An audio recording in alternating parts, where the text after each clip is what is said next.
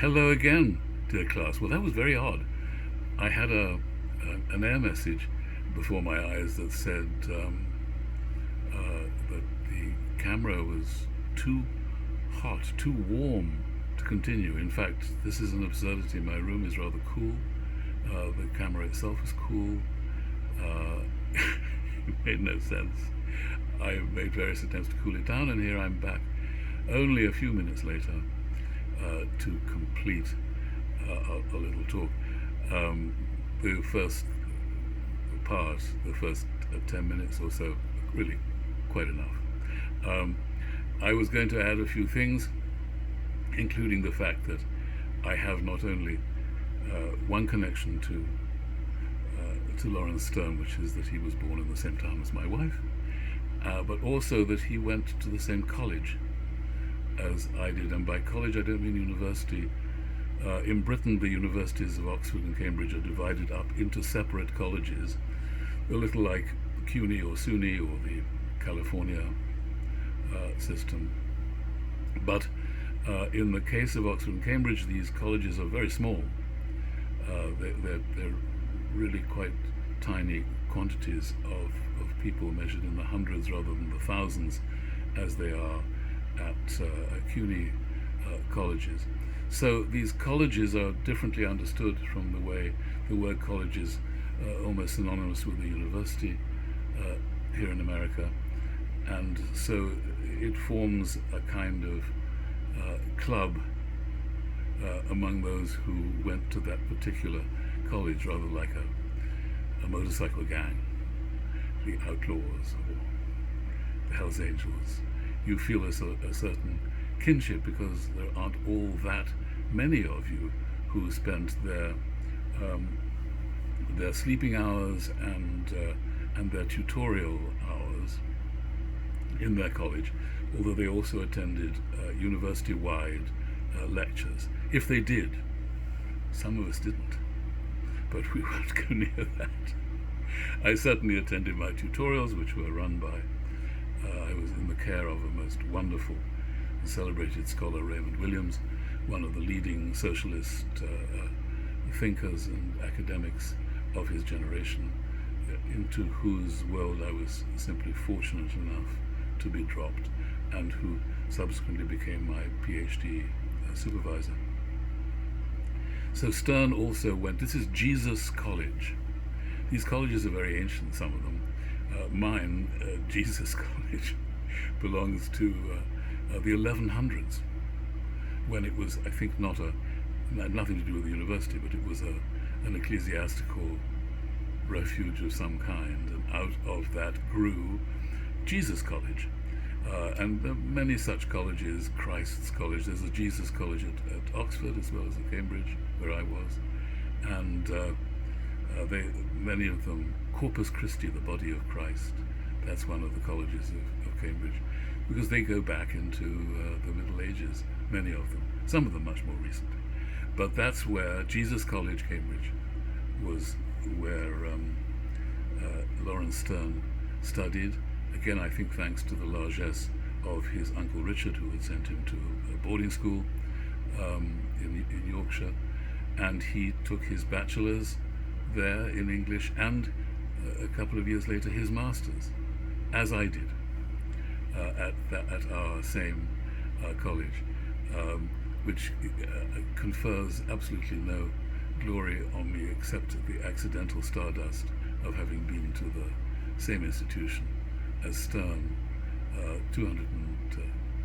not 250 years later, actually, not all that much more than 200 years later now, it seems. And I also, the third part of this three-legged stool of my affectionate relationship with Stern is that I too have devoted my life to writing, in particular to writing the novel, 50 years of it, producing 12 novels, but during that period also producing one single quartet of books, which took me 49 years to complete and obliged me to think very, very hard about what the novel is, something that Lawrence Stern in his genius never had to do. He just sat down and thought, wait a minute, Where shall I start? He uses many things that were familiar to him from his life, particularly the world of military men, his father having been one, and his growing up having taken place among them.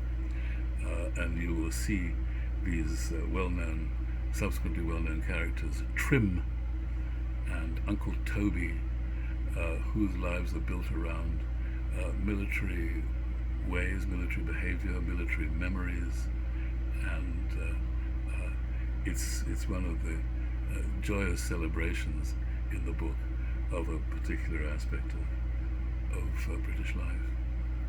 So, and he grew up in a comfortable home, not really all that much like the Shandy home, but nevertheless it introduced him to behavior of a kind that would inform his wonderful novel, which otherwise reeled off the top of his head to his own amazement, I think it's fair to say. I don't think he had the slightest idea that he was a comic genius in the making. He collected his sonnets, which actually sold better, more copies than his comic masterpiece, and very boring they are too. Anybody who wants to spend a little time with the collection of Pastor Curate Stern's sermons, God be with you. He probably will be, because nobody else will be. They are famously dull. However, that just shows you a man can be famously dull and immortally witty. This is an extraordinary thing, but so it is.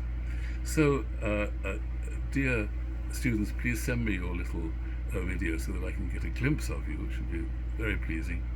And I look forward to more of our talks. Have a go at the first 40 pages or so, which is not very much, but I think we ought to take it slowly to try and get ourselves into the mood. I know 40 pages is not clear because I haven't specified which edition I'm talking about. Any 40 pages. I will actually get in touch to make clear where I think that roughly gets us to. But making a start will be fine. You may find, God willing, you enjoy it enough that you might actually want to go on a little bit further than 40. Do, but don't go too far, because I shall be hauling you back again with my quizzes, which will relate only to the opening, and you'll be thinking, oh God, I've forgotten all that.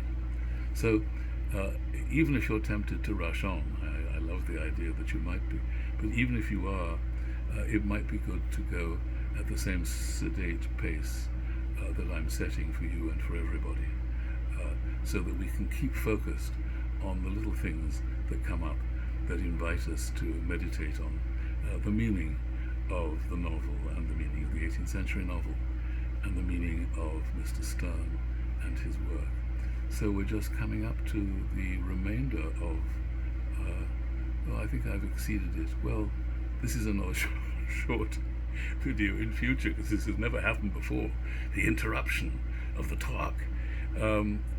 Hopefully in the future this will not happen, and you will get an unadulterated and continuous talk from me. But I hope mainly this finds you well. Please keep safe. Restrain yourself from rushing out into spontaneous celebrations if you can. Please wear masks. Please keep distanced. Please survive, at least for the length of our course. No, I don't mean that. Survive for much longer than that. But I shall need you there to help me out. All the best, and I shall be thinking of you and communicating with you soon. Bye.